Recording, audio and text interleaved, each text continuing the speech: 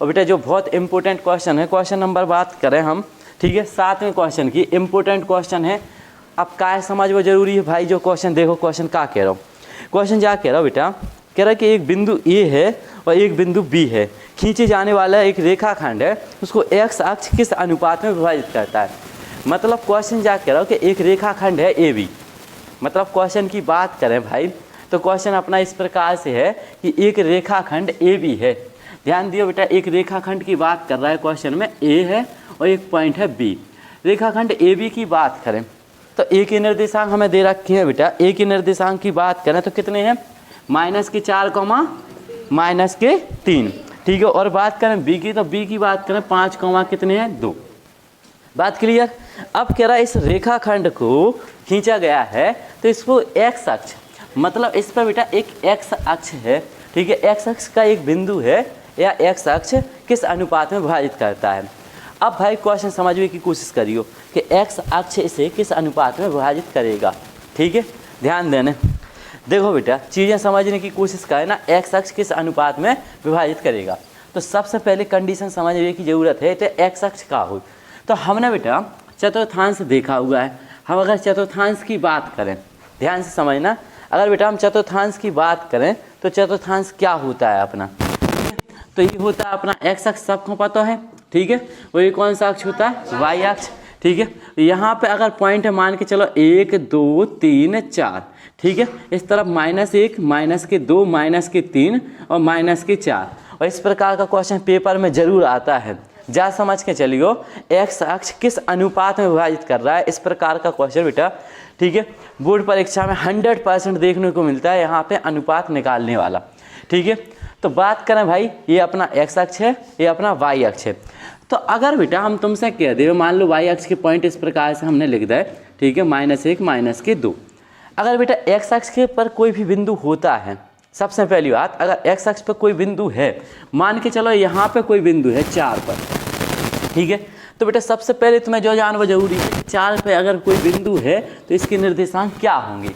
तो 4 पे अगर कोई एक्स अक्ष पर कोई बिंदु होता है तो इसके निर्देशांक कितने हो जाए भाई, 4, 0। क्लियर है, सबके लिए पता है, ठीक है। बात करें भाई अगर 3 पे पॉइंट है अपना तो 3, 0। अगर भाई 1 पे है मान के चलो तो 1, 0। अगर भाई इस तरफ कहीं पॉइंट है अपना -3 पे है तो -3, 0। समझ पा रहा है कि नहीं। अगर बात करें भाई हम 4 की, तो 4 पर अगर कोई पॉइंट है तो इसके निर्देशांक -4, 0। कोई दिक्कत तो है नहीं है, इतने तक बात क्लियर हो पा रही कि नहीं। देखो भाई अगर तुम्हारे एक्स अक्ष की बात करें, ठीक है, एक्स अक्ष की बात करें तो भाई एक्स अक्ष पर, इस अक्ष पर अगर कोई बिंदु है या होता है भाई, तो इसमें क्या होता है, एक्स अक्ष की दूरी होती है, मतलब एक्स अक्ष में कितनी दूरी तय की गई, ठीक है। और वाई अक्ष क्या होता है अपना 0, यानी वाई अक्ष की बात करें भाई तो वाई अक्ष प्रत्येक पॉइंट में क्या है अपना 0। समझ पा रहा है कि नहीं। अगर बेटा देखो ध्यान से चीज़ें समझते हुए चलने तैसे, ठीक है, भाई वाई अक्ष क्या होगा 0। तो बेटा तैसे अगर बेसिक अपन को कोई पॉइंट पता नहीं है कि एक्स अक्ष पर एक बिंदु है, ठीक है, तो उसके निर्देशांक क्या होंगे, ध्यान देना। तो अगर बेटा इस एक्स अक्ष पर कोई भी बिंदु होता है तो उसकी कंडीशन के हिसाब से उसमें वाई अक्ष की दूरी क्या रहेगी अपनी 0। मतलब जिस प्रकार से क्वेश्चन कह रहा है उस हिसाब से अगर देखें तो वाई अक्ष कैसा रहेगा अपना 0, और एक्स अक्ष की कुछ ना कुछ दूरी रहेगी, मान के चलो। तो एक्स अक्ष की कुछ ना कुछ दूरी रहेगी, तो हमने एक्स अक्ष ले लिया, मान के चलो एक्स अक्ष की दूरी हमने एक्स मान ली, एक्स की जगह कोई भी मान हो सकता है अपना, मान के चलो यहाँ पे 2 3 5 प्लस माइनस की कोई भी संख्या हो सकती है। तो अगर बेटा कभी भी एक्स अक्ष पर स्थित बिंदु की बात होगी, एक्स अक्ष पर इस लाइन पे स्थित कोई भी बिंदु है, अगर तुम्हें पता नहीं है तो एक्स, ठीक है, अक्ष पर स्थिर पॉइंट, स्थिर बिंदु की बात करें भाई तो इस पर बिंदु कौन सा हो जाएगा, x, 0। बात समझ में आ रही कि नहीं। अगर बेटा यहीं पे पॉइंट कह देता कि y अक्ष पे है तो y अक्ष का बिंदु क्या हो जाएगा, देखो y अक्ष पर, इस अक्ष पर अगर कोई बिंदु होता है तो इसके निर्देशांक क्या होंगे। अगर 3 पर कोई पॉइंट है तो ये हो जाएगा 0, 3। y अक्ष क्योंकि कभी भी पॉइंट लिखते हैं तो अंगाई x अक्ष और पछाई y अक्ष। क्लियर, ठीक है भाई। यहाँ पे अगर पॉइंट है अपना तो तुम अगर इतने लिखे हो, ठीक है, तो जो हो जाए 0,2, और अगर इतने है तो 0,-2, और इतने अपन देखें 0,-2। तो भाई इसमें y अक्ष की दूरी आ रही, तुम्हारे देख पा रहे होगे इस पॉइंट में y अक्ष की दूरी रहेगी।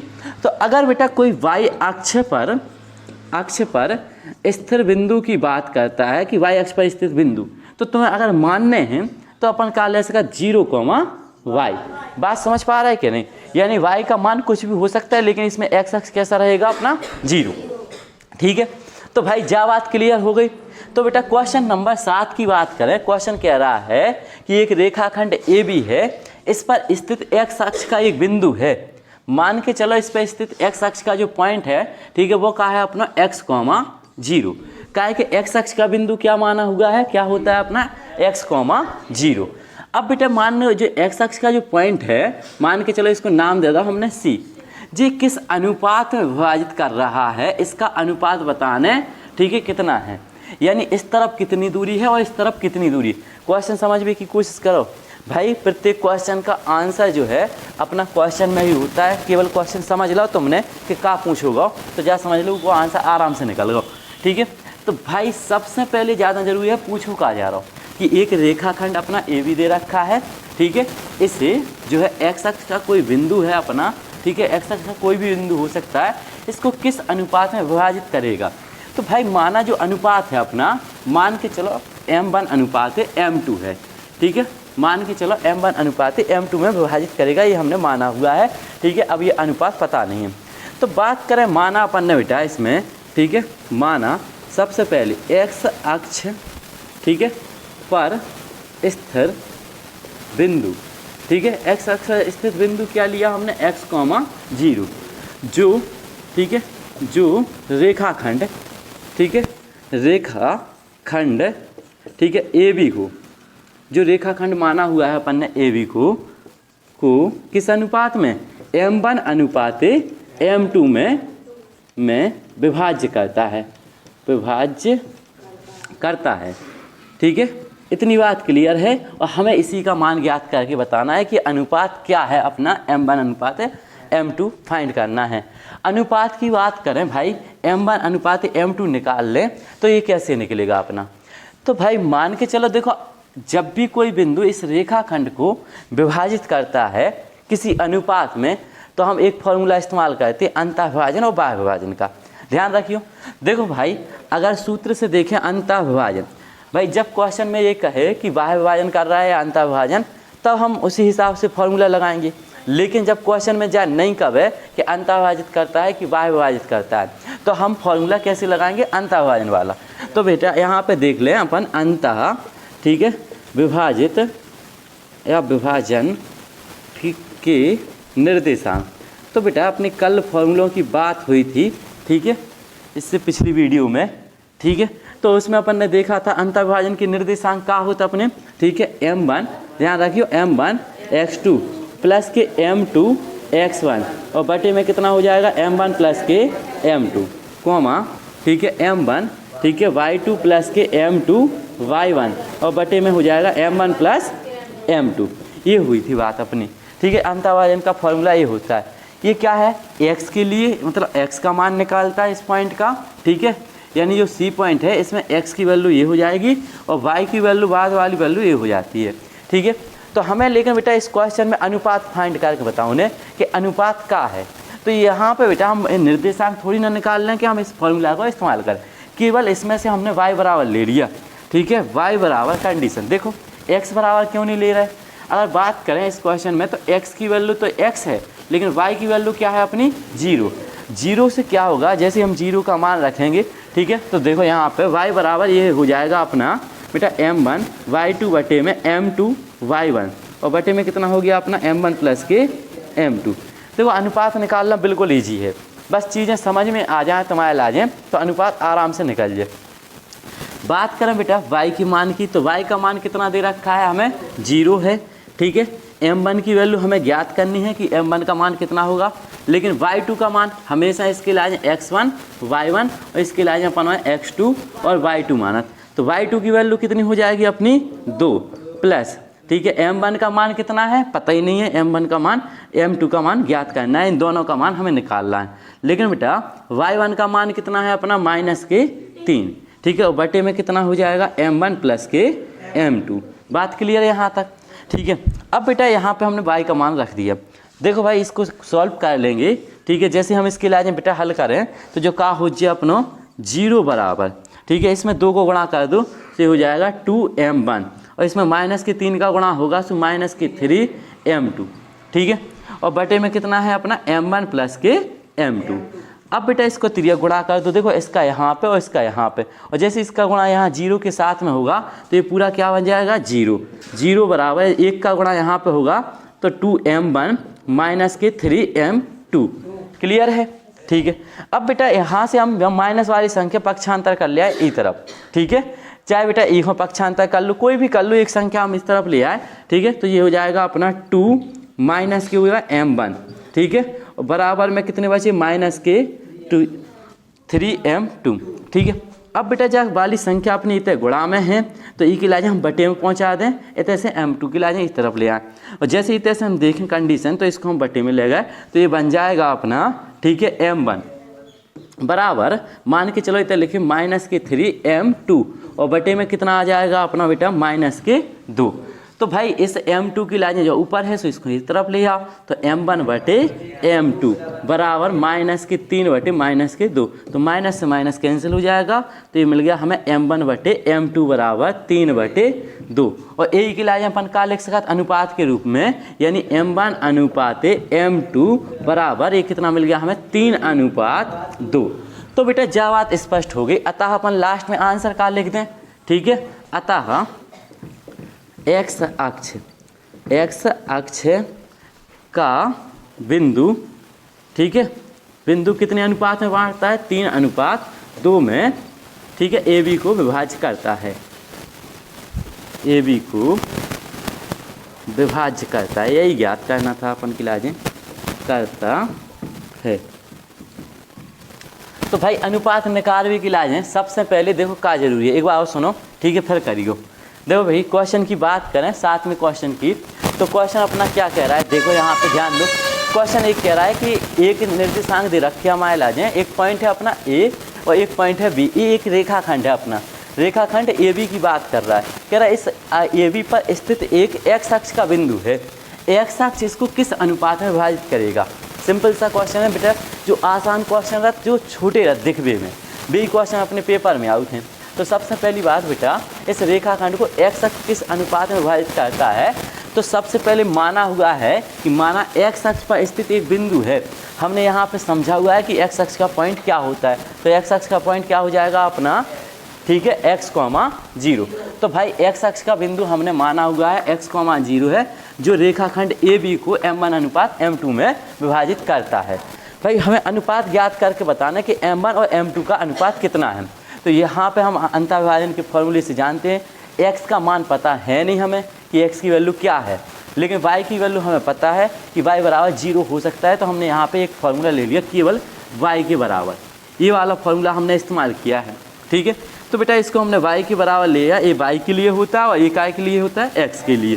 तो हम केवल y वाला इस्तेमाल करेंगे, और जैसे इसको रख करके हमने सॉल्व किया, ठीक है, तो यहाँ पे मिल जाएगा हमें m1 बटे m2 बराबर 3/2। तो यही इसी के लिए हम अनुपात के रूप में लिख सकते हैं, ठीक है। तो ये हो जाएगा अपना अनुपात m1 अनुपात m2 बराबर कितना 3:2। तो इस प्रकार से निकालना होता है। और को जोड़ने वाले रेखाखंड को बिंदु -1,6 किस अनुपात में विभाजित करता है। बिल्कुल आसान क्वेश्चन, ठीक है, फालतू बात नहीं। देखो भाई एक रेखाखंड की बात करें, 8वें क्वेश्चन की बात करें, माना एक रेखाखंड ए बी है, तो ए के निर्देशांक अपन के लिए -3, कितने देगा 10, ठीक है, और बी के निर्देशांक की बात करें 6, -8। अब कह रहा है इस जोड़ने वाले रेखाखंड को -1,6 किस अनुपात में विभाजित करता है। बेटा ये पॉइंट है, मान के चलो ये पॉइंट है अपना सी, ठीक है, -1,6 किस अनुपात में विभाजित करता है। तो माना अपन ने m1 अनुपात m2 में विभाजित करता है। तो माना अपन ने बेटा ध्यान देना, ठीक है, माना बिंदु, ध्यान दियो बेटा, बिंदु की बात करें तो बिंदु है अपना -1,6, ठीक है, रेखाखंड को ठीक है m1 अनुपात m2 में क्या करता है, विभाज्य करता है। ठीक है, विभाज्य करता है। ठीक है, इतना तक बात क्लियर हो पा रही कि नहीं। सबसे पहले बेटा माना हुआ है कि जो पॉइंट है अपना, इसको m1 अनुपात m2 में विभाज्य करता है। तो भाई अब यहाँ पे बेटा देखो, इतना ध्यान दो। अरे ठीक है, m1 ठीक है, इसके लिए बना लें x1 y1। ठीक है, इसके लिए बना लें अपन x2 और y2।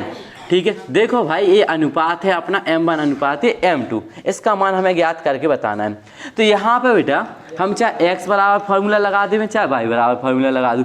देखो अगर x बराबर लगाएं, ठीक है, x बराबर लगाएं तो x बराबर क्या हो तुम्हें पता होना चाहिए, m1 x2 प्लस के m2 x1 बटे में कितना हो जाएगा, m1 प्लस के m2। ये अंतःभाजन का जो फॉर्मूला होता है उससे हमने लिया है x बराबर। ठीक है, अब बात करें बेटा x की वैल्यू की बात करें तो x का मान कितना हो जाएगा। देखो x के मान की बात करें तो ये x की वैल्यू है, ये y की वैल्यू है। तो x का मान कितना लिया गया, -1 बराबर। ठीक है, m1 को मान पता नहीं है, निकाल लें अपन के लिए। ठीक है, लेकिन x2 की वैल्यू की बात करें तो ये कितना 6 और प्लस के m2 का मान हमें ज्ञात करना है, लेकिन x1 का मान कितना दिया गया, -3 और बटे में कितना है, m1 प्लस के m2। क्लियर। अब भाई बात करें, देखो यहाँ पे त्रिया गुणा हो जाएगा इसका यहाँ पे और इसका यहाँ पे। भाई इसका गुणा यहाँ पे करेंगे तो -1 गुणा, ठीक है, m1 प्लस के m2। देखो यहाँ पे 6 का गुणा होगा तो 6 m1 हो जाए, और भाई यहाँ पे -3 का गुणा होगा 3 m2। यहाँ तक बात क्लियर। अब भाई माइनस का अंदर गुणा कर दो तो -के m1 के m2। ठीक है, इसकी वजह से माइनस के होगा 6 m1 के 3 m2। इतने तक बात क्लियर हो पा रही कि नहीं। अब बेटा m1 वाले पद एक तरफ कर लो और m2 वाले पद एक तरफ कर लो, तो इसके लिए पक्षांतर कर दें अपन जैसे ही, तो के m1 और जी ले आए अपन इस तरफ से के हुए 6 m1 बराबर के कितने हैं 3 m2। और बेटा m2 के लाजे अपन इस तरफ ले आए तो प्लस के कितने हो गए m2। भाई माइनस की संख्या के 6 और 1 m1, तो इन्हें जोड़ दें तो के 7 m1 बराबर जी कितने बचे हैं अपने। ठीक है, घटा दो 3 में से 1 गए तो के 2 m2। बात क्लियर हो पा रही क्या नहीं। इसके लाज बटे में पहुंचा दो, जैसे हम इसके लाज बटे में पहुंचाएं, ठीक है, तो इसके लाज इस तरफ ले आओ तो m1 बटे में कितना बन गया अपना m2 बराबर के 2 बटे ये आ गया के 7। भाई माइनस से माइनस कैंसिल हो जाए तो अनुपात कितना मिल गया हमें। ठीक है, m1 बटे m2 बराबर 2/7। इसी के लिए कहा कह सकत अतः अपन हो रहे। ठीक है, m1 अनुपात m2 बराबर ये हो जाएगा अपना, ठीक है, 2:7। यानी जो बिंदु है अपना बेटा, जो बिंदु है अपना ये वाला जो पॉइंट है, ये किस रेखाखंड को किस अनुपात में विभाजित कर रहा है अपना 2:7 में। ठीक है, तो बिल्कुल आसानी से तुम लोग समझ सकते हो। ठीक है।